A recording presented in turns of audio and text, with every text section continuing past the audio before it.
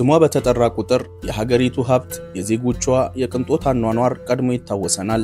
በወርቅ ላይ ተቀምጠው የሚጸዳዱ፣ የሚበሉበት ሳህን፣ የሚነዱት ቅንጡ መኪና፣ የሚለብሱት ልብስ፣ የግል አውሮፕላናቸው በወርቅ ካልተለበጠ የኖሩ ማይመስላቸው እነሱ ያለፉበት፣ የቆሙበት፣ ያሉበት ቦታ ሁሉ ሀብት የሚሸት፣ ወደው ሲሸልሙ ሽልማታቸው ሕይወት የሚቀይር፣ ቀልዳቸው የሚያዝናና፣ ሀብት አለኝ ብለው የማይኮፈሱ፣ ተግባቢና አዛኝ፣ ቀልዳቸውን አይተን ጅሎች ያልናቸውን እነሱን ማለቴ ነው። ሀገራቸው የኢትዮጵያውያን ባለውለታ ነች። ብዙዎች የራሳቸውንም የቤተሰቦቻቸውንም ሕይወት ቀይረውባታል። አሁንማ ከድሆች አፍ የማጠፋ መጽናኛችን ሆናለች። ሀገሪቱ ሰፊ፣ ትንሽ ቁጥር ያለው ዜጋ ሞልቶ የተትረፈረፈ ሀብት አላት። ሕይወት የከበደው ወላጅ ልጁን ለነገ ያለ ባል ሚስቱን ወደዚች ሀገር እየላከ የኑሮ ማብረጃ አድርጓታል። ሴቶች ለቤተሰባቸው፣ ለትዳር አጋራቸው፣ ለልጆቻቸው የተሻለ ሕይወት ሲሉ ዕድሜያቸውንና ጉልበታቸውን መስዋዕት እያደረጉ ሰርተው ለመለወጥ ወደዚች ሀገር ይሄዳሉ። የወንዱን ድካም አናወራውም መቼስ። በሀገሪቱ ከ750 ሺህ በላይ ኢትዮጵያውያን ይኖራሉ። ብዙዎች የለፉትን ያህል ባይሆንም ሕይወታቸውን ቀይረው ቤተሰባቸውን ደግፈው ጥሩ ቅሪት አትርፈውባታል። ጥቂቶች ደግሞ ከነበሩበት ብሰው ጤናቸውን አጥተው አካላቸውን አጉድለው ባስ ሲልም ሕይወታቸውን ገብረው ይመለሳሉ። ዛሬም ታዲያ ሀገሪቱ ለብዙዎች ተስፋ ነች። ከገጠር እስከ ከተማ ስሟ በየደቂቃው ይነሳል። አሜሪካን ወይም ደቡብ አፍሪካን እንዳያስቡ። ዛሬ አብራችሁኝ ከቆያችሁ ቅድስት ሀገር ሳውዲ አረቢያን እየጎበኘን የዜጎቿን የቅንጦት ሕይወት ከኢትዮጵያውያን የሕይወት ውጣ ውረድ ጋር እያጣቀስን እንጨዋወታለን።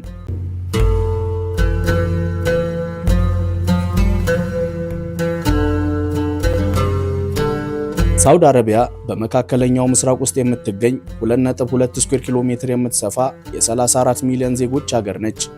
ከ7 ሀገራቶች ጋር በድንበር ከባህሬን ጋር ድልድይ ተሻግራ ድንበሯን የምትጋራው ሳውዲ አረቢያ ስፋቷ ከመካከለኛው ምስራቅ ሀገራት አንደኛዋ፣ ከአረብ ሀገራት አልጄሪያን ተከትላ ሁለተኛዋ፣ ከዓለም 12ኛዋ ሰፊ ሀገር ያደርጋታል።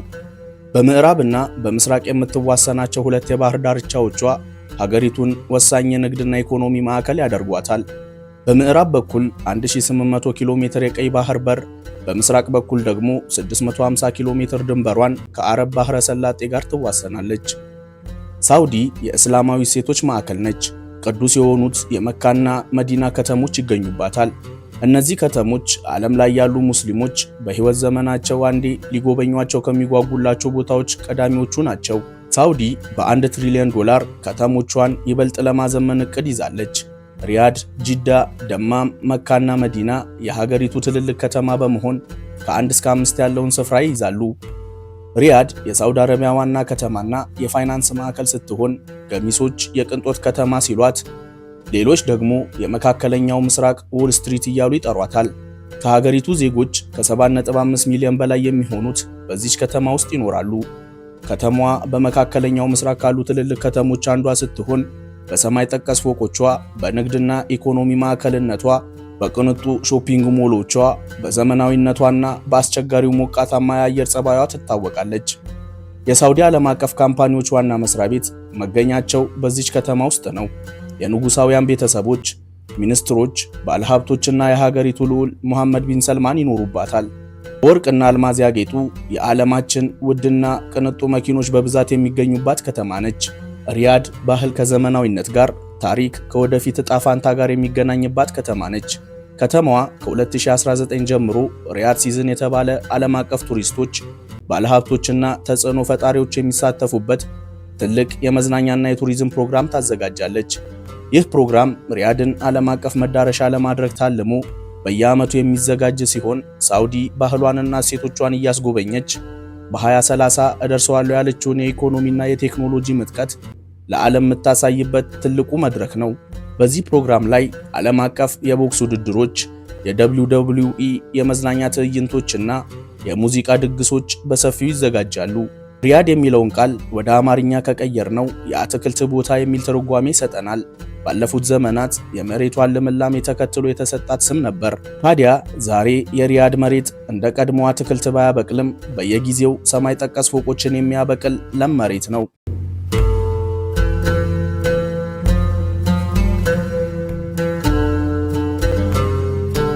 የቀይ ባህር ሙሽራ እየተባለች የምትጠራው የባህር ዳርቻዋ ከተማ ጂዳ የሳውዲ ሁለተኛዋ ትልቋ ከተማ ስትሆን ከ4.5 ሚሊዮን በላይ ዜጎች ይኖሩባታል።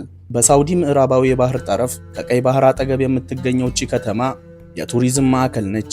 በተለይም ለሐጅና ዑምራ ለሚመጡ በሚሊዮን ለሚቆጠሩ ምዕመናን የመካ ከተማ ዋና መግቢያ በር ነች። ጂዳ ከ1000 ዓመታት በላይ ዋና የወደብ ከተማ ሆና ቆይታለች። በአንድ ወቅት ከአፍሪካ፣ እስያና አውሮፓ የሚመጡ ነጋዴዎችና ምዕመናን ማረፊያ ስፍራቸውም ነበረች። ከተማዋ በዩኔስኮ ዓለም አቀፍ ቅርስነት የተመዘገቡ ቦታዎችና እስላማዊ የባህል ማዕከሎች መገኛ ስትሆን በዘመናዊነቷና በሀብት ከፍ ብላ በቅንጦት ከተማነቷ ትታወቃለች። የሚመለከቱት የንጉስ ፋድ ፋውንቴን ዓለም ላይ ወደር ያልተገኘለት ረጅሙ ፋውንቴን ሲሆን 312 ሜትር ሽቅብ ይመዘዛል። ይህ ማለት የምስራቅ አፍሪካ ትልቁ ህንፃ የሚባለውን የሀገራችንን የንግድ ባንክ ዋና መስሪያ ቤት በ103 ሜትር በልጦ መታየት ይችላል ማለት ነው። ጂዳ ተገንብቶ ሲያልቅ በዓለም ረጅሙ ይሆናል የተባለውን ህንፃ ጂዳ ታወር እየገነባች ትገኛለች። ይህ ህንፃ ሲጠናቀቅ 1 ኪሎ ሜትር ከፍታ 167 ፍሎሮች ይኖሩታል። ይህ ማለት አሁን ላይ የዓለማችን ረጅሙ ህንፃ የሆነውን የዱባዩን በርጅ ኸሊፋ በ127 ሜትር ይበልጠዋል ማለት ነው። ይህ ህንፃ ግንባታው በ2028 ሊጠናቀቅ እቅድ ተይዞለታል። በአረብ ባህረ ሰላጤ ዳርቻ ላይ የምትገኘው የሳውዲ ምስራቃዊ ግዛት ዋና ከተማና የሀገሪቱ የልብ ምት የሆነችው ከተማ ደማም ከ1.2 ሚሊዮን በላይ ዜጎች የሚኖሩባት በነዳጅ ኢንዱስትሪና በባህል የከበረች ለሳውዲ ሉዓላዊነት ዋነኛ መሰረት የሆነች ከተማ ነች።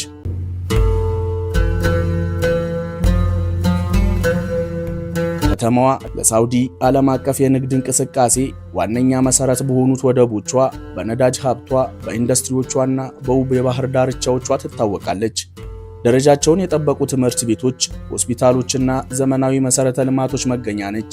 ሳውዲ ድልድይ ተሻግራ ባህሬንን ጎረቤት እንዳደረገች ነግረኖታል። የሚመለከቱት የንጉስ ፋድ ድልድይ ያ የነገርነው ድልድይ ማለት ነው። በደማም ከተማ ውስጥ ይገኛል። ደማም የሳውዲ አረቢያ የነዳጅ ታሪክ የጀመረባት ከተማ ነች። ሳውዲ እንደ አውሮፓውያን አቆጣጠር በ1938 ለመኖር ከሚደረግ ግብግብ ወጥታ አሁን ላለችበት የቅንጦት ሕይወትና ዘመናዊነት ላይ የደረሰችው በዚህ ከተማ ውስጥ ባገኘችው ነዳጅ ነበር። ከ6 ሙከራዎች በኋላ ለመጀመሪያ ጊዜ ነዳጅ ያፈለቀላትን ጉድጓድ የብልጽግና ጉድጓድ ብላ ሰይመዋለች። አሁንም ቢሆን ከተማዋ የዓለማችን ግዙፉ የነዳጅ አቅራቢ ኩባንያ የሆነው ሳውዲ አራምኮ መገኛ ነች። የደማም ነዳጅ ለሳውዲ ረብጣ ዶላሮችን እያስገባ የዓለምን ኢኮኖሚ ይሾፍራል።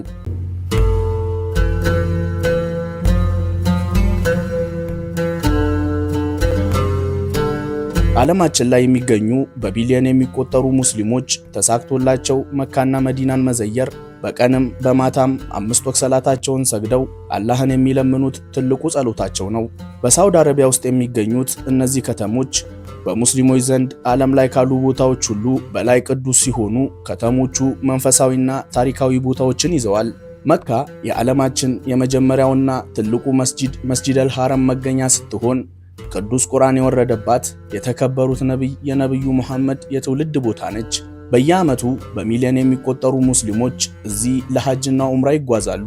ካዕባ በመስጂደል ሐረም ውስጥ የምትገኝ በታላቁ ነብዩ ኢብራሂምና በልጃቸው ኢስማኤል የተገነባች የዓለም ሙስሊሞች የሰላት አቅጣጫ ወይም ቂብላ ነች። የሳውዲ መንግስት የሐጃጆችን ምቾትና ሰላም ለማረጋገጥ በከፍተኛ ሁኔታ ኢንቨስት እያደረገ በምላሹ ብዙ ዶላሮችን ያስገባል። ታላቁ መስጂድ አሁን ላይ ከ4 ሚሊዮን በላይ ምዕመናንን መያዝ ይችላል። መካ ከሃይማኖታዊ ማዕከልነት ባለፈ በዘመናዊነቷና በሰማይ ጠቀስ ፎቆቿ ትታወቃለች። ይህ የሚመለከቱት ኢብራጀል በይት ወይም ክሎክ ታወር ይባላል። ዓለማችን ላይ ረጅም ከሚባሉ ህንፃዎች አንዱ ሲሆን በህንፃው አናት ላይ የተገጠመው ይህ ሰዓት ዓለማችን ላይ ግዙፉ ሰዓት ነው። የበራች ከተማ የሚል ትርጓሜ ያላት መዲና ከመካ ቀጥሎ ትልቋ እስላማዊ ማዕከል ስትሆን ነብዩ መሐመድ በሂጅራ ከመካ የተሰደዱባት ከተማ ነች። ይህ የሚመለከቱት መስጂድ አነበዊ ይባላል። ነብዩ መሐመድ ከባልደረባቸው ጋር የገነቡት በእስልምና ታሪክ ሁለተኛው ቅዱስና ትልቁ መስጂድ ነው።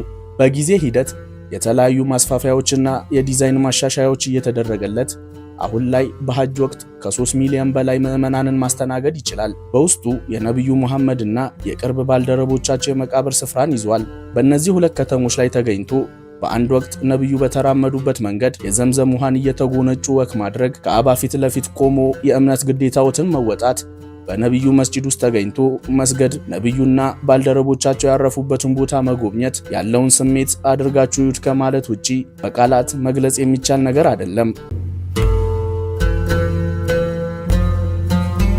ሳውዲ አረቢያ ውስጥ መሆናችንን ልብ ያድርጉ። የዓለማችን ሞቃትና በረሃማዋ ሀገር፣ ምክንያቱም አብሃ ልንወስዶት ነው። በደን የተሸፈነ አጥንት የሚሰብር ቅዝቃዜ ያለበት በረዷማ ከተማ። ወደ አስር ግዛት ዋና ከተማ አብሃ እንኳን በደህና መጡ። ስለ በረሃማዋ ሀገር ያሉትን አመለካከት የምታፈርስ ከተማ። አብሃ ከባህር ጠለል በላይ 7200 ጫማ ከፍ ብላ በሳውዲ ደቡብ ምዕራብ ደጋማ ቦታዎች ላይ ትገኛለች። ቀዝቃዛ የአየር ጸባይ፣ አረንጓዴ መልክዓ ምድር፣ ዝናባማ ወቅቶች ያሏት ለተወሰኑ ወራት በጭጋግና በበረዶ የምትሸፈን ከተማ ነች። አብሃ በሚያስደንቅ የተፈጥሮ ውበቷ፣ ለምለም ደኖቿ፣ ብሔራዊ ፓርኮቿ፣ በሳውዲ ከፍተኛ ከፍታ ያላቸው የአልሱዳህ ተራሮች፣ ፏፏቴዎቿና የእርከን እርሻዎች ያሏት ውብ ከተማ ነች። ወደዚች ከተማ ካቀኑ ሪጃል አልማንን መጎብኘቶትን እንዳይረሱ። የድንጋይ አርኪቴክቸር ያላት ታሪካዊ መንደር፣ በቀለማት ያሸበረቁ የባህል ልብሶች፣ እንደ አልአርድሃ ያሉ ባህላዊ ጭፈራዎች፣ ከተቀረው የሳውዲ አረቢያ ክፍል የተለዩ ምግቦችን አይተውና ቀምሰው የማይረሳ ጊዜን ያሳልፉባታል። አብሃ ከየመን ድንበር አቅራቢያ እንደመገኘቷ የየመን ባህል የሚጫጫናት ከተማ ነች። የሳውዲ መንግስት እቺን ውብ ከተማ የቱሪዝም ማዕከል ለማድረግ ኤርፖርቶች፣ ተራራና ሸለቆቿን የሚያስጎበኙ የኬብል መኪኖች እና የተለያዩ የትራንስፖርት አማራጮችን ከአገልግሎት ዘርፉ ጋር ያቀርባል። ከተማዋ ያላትን ውበት እያሳየች የሀገር ውስጥና የጎረቤት ሀገር የቱሪዝም ማዕከል ለመሆን የተለያዩ ፌስቲቫሎችን ታሰናዳለች።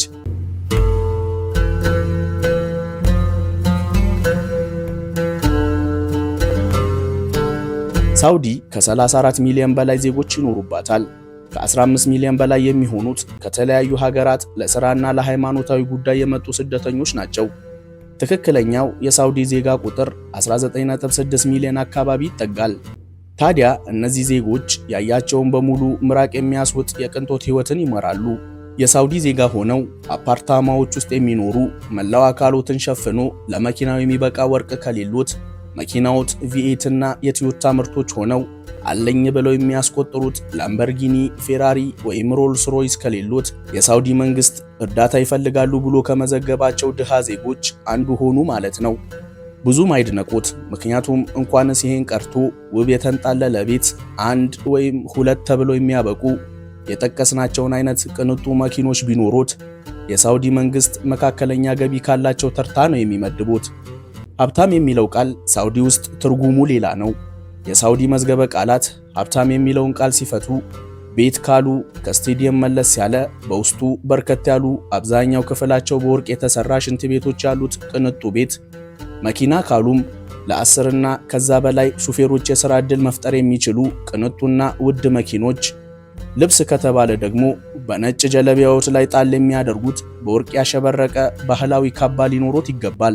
እንደው ያውቁት ዘንድ ነገርኖት እንጂ እንጀራ አሮብን ሕይወት ለምታንገላታን ለኛ ለምስኪኖቹ የሚገባን ጉዳይ አይደለም። ይልቁንስ ወደ ድሆቻችን እንመለስ። ድሃ ለመባል መስፈርቱን ነግረኖታል።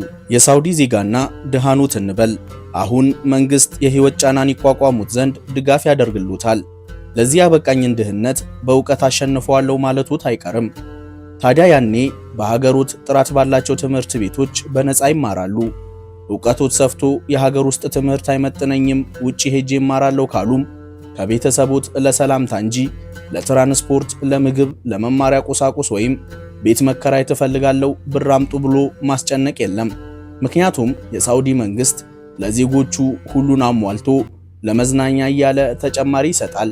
ድሃኑትና ቢታመሙ ደረጃቸውን በጠበቁ ሆስፒታሎች ነፃ የቪአይፒ አገልግሎት ያገኛሉ። የራሴን ቢዝነስ ጀምራለሁ ካሉም ወለድ የማይታሰብበት የገንዘብ ብድር ከነፃ አማካሪና መስሪያ ቦታ ጋር ያገኛሉ። ስራ አጥተው ቤት ውስጥ ቢቀመጡ መንግስት በየወሩ 4000 ሪያል ለኪሶት እያለ ይሰጡታል። ህይወት እየቀለሉት ነውና ማግባት ፈለጉ እንበል። ሀገሩት ሳውዲ እርሶም ዜጋ መሆኑትን እንዳይረሱ።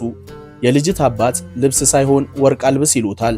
አባቷ በዚህ ይብቃ ካሉም ተመስገን ነው። ብዙዎች ተጨማሪ በኪሎ የሚለካ ወርቅ ከብዙ ሺህ ሪያሎች ጋር ይጠይቃሉ።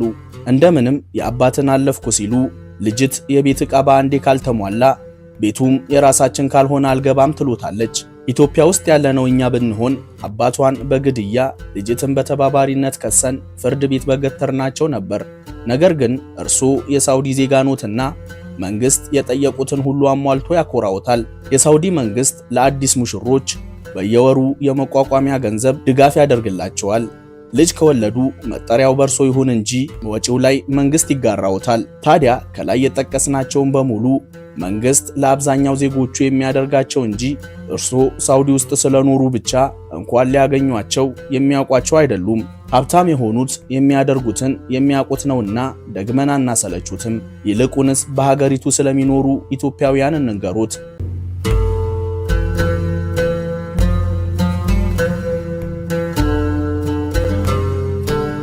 ሳውዲ ከ15 ሚሊዮን በላይ ስራ ፈላጊ ስደተኞችን የያዘች አሜሪካንና ጀርመንን በመከተል የዓለማችን ሶስተኛዋ የስደተኞች ሀገር ነች። ከነዚህ መካከል 750 ሺህ የሚሆኑት ደግሞ ኢትዮጵያውያን ናቸው። ሀገሪቱ በመካከለኛው ምስራቅ ውስጥ ካሉ ሀገራት አንጻር ካየነው የተሻለ የሥራ ዕድል ያላት በመሆኗ በብዙዎች ዘንድ ተመራጭ ሆናለች። ኢትዮጵያውያን በቤት ውስጥ ሰራተኝነት፣ በሹፍርና፣ በኮንስትራክሽንና ጥቂቶች ደግሞ ምግብ ቤትና በመሳሰሉት የግል ሥራ ላይ ተሰማርተዋል። ሳውዲ ብዙ ኢትዮጵያውያን የተቀየሩባት የራሳቸውንም የቤተሰቦቻቸውንም ሕይወት ያሻሻሉባት ሀገር ነች። ጥቂት ዓመታትን ጠንክረው ሰርተው ሀገራቸው ላይ ቤት የገነቡ፣ ቢዝነስ የጀመሩ፣ አግብተው ጥሩ የሚባል ሕይወት የሚመሩ፣ ከድህነት ወጥተው የተሻለ የኑሮ ደረጃ ላይ የሚገኙ ብዙዎች ናቸው። በዛው ልክ ደግሞ በሕገ ወጥ መንገድ የቤተሰቦቻቸውን ቅሪት ሽጠው ሄደው ተጠርዘው የተመለሱ፣ በሥራ ጫና ምክንያት ለበሽታ የተዳረጉ፣ አካላቸውንና ሕይወታቸውን ያጡ፣ ዕድሜያቸውን ፈጅተው ጉልበታቸውን ጨርሰው ያጠራቀሙትን ብር የኔ በሚሉት ሰው የተዘረፉ፣ ድንገት ተይዘው በሳውዲ እስር ቤቶች ውስጥ የሚሰቃዩ ብዙዎች ናቸው። የሳውዲ ሕይወት ቀላል የሚባል አይደለም። ረጅም የሥራ ሰዓታት፣ ለልፋቶት የማይመጥን ትንሽ ክፍያ፣ የመዳም ግልምጫ፣ አለፍ ሲልም ስድብና ምት፣ በአሰሪዎት ሙሉ ቁጥጥር ስር መግባት ሕይወቱን ከባድ ያደርገዋል። ነገር ግን የቤተ ዘመዱ ብር ላኩልኝ ጭቅጨቃ ከሁሉም ይብሳል። ገና እግሮት ሳውዲን እንደረገጠ ስልክ ላክልኝ፣ ቤት ስሩልኝ፣ መኪና ግዙልኝ እያለ ቤተሰብ ያስቸግሮታል። ወዲህ ደግሞ ታመም የምታከምበት አጣው፣ ስራ ፈትቼ ምበላው ቸገረኝ የሚል የሀገሮት ልጅ ጥሪ እንቅልፍ ይነሳውታል። ሳውዲ ውስጥ ብቻ ሳይሆን በየአረብ ሀገራቱ የሚገኙ ኢትዮጵያውያን ሀገራቸውን ወዳድ ለወገናቸው ደራሾች ናቸው። ታመው አልጋ የያዙትን ያሳከሙ፣ የተቸገሩትን የረዱ፣ ስራ ያጡትን ስራ ያስጀመሩ፣ እርስ በርሳቸውም ቢሆን የሚደጋገፉ ናቸው። ዋና ከተማዋ ሪያድ፣ ጅዳ፣ ደማም፣ መካና መዲና ብዙ ኢትዮጵያውያን የሚገኙባቸው ከተሞች ናቸው።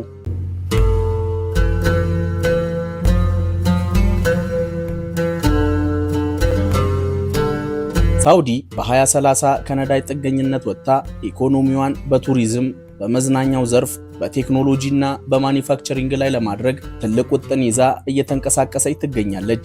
ለዚህ ደግሞ ትልቅ ማሳያ ይሆናት ዘንድ ኒዮም የተባለ በቀይ ባህር አቅራቢያ በረሃማ ቦታ ላይ 150 ኪሎ ሜትር ርዝመት ያለው ከኒውዮርክ ሲቲ 33 እጥፍ የሚሰፋ ስማርት ከተማን እየገነባች ትገኛለች። ይህ ከተማ ሙሉ በሙሉ ታዳሽ ኃይል የሚጠቀም የቴክኖሎጂ ከተማ ሲሆን ፕሮጀክቱ $500 ቢሊዮን የተመደበለት ሜጋ ፕሮጀክት ነው። በውስጡ ስማርት ቤቶች፣ በራሪ መኪኖች፣ ዘመናዊ የመገበያያ ሞሎችና ብዙ ተጨማሪ የቴክኖሎጂ ውጤቶች ይኖሩታል።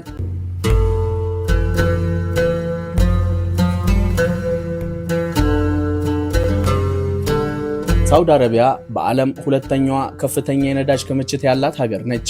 የሀገሪቱ ኢኮኖሚ በዋነኝነት በነዳጅ ሀብቷ ላይ ተገነባ ነው።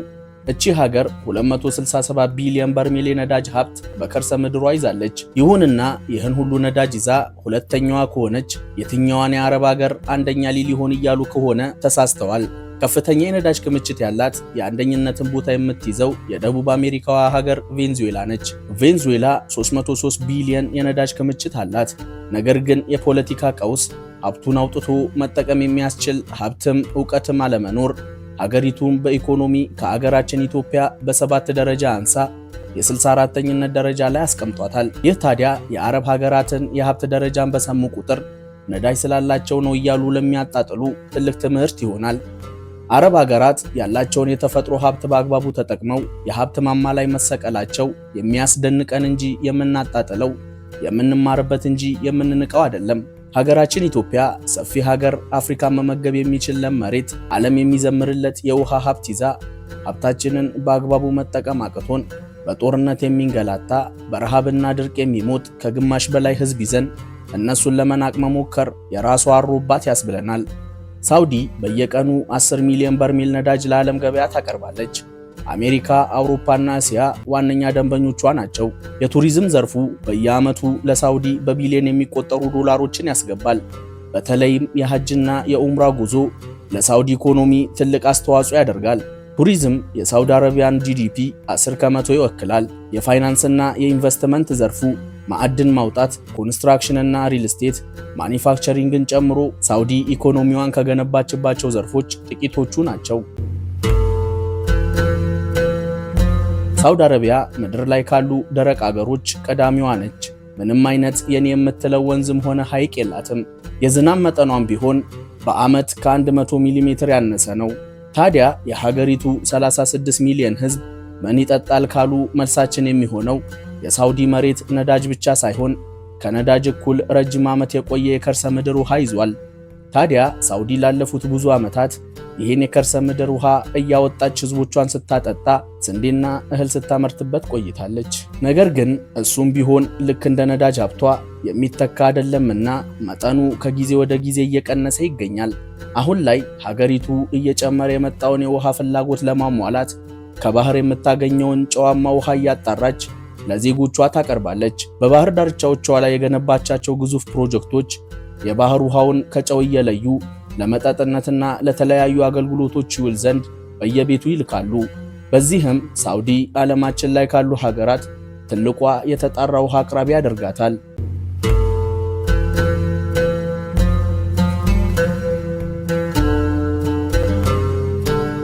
የዛሬው ፕሮግራማችንን በዚሁ አበቃን። አብራችሁን ስለቆያችሁ እናመሰግናለን። ሰላም።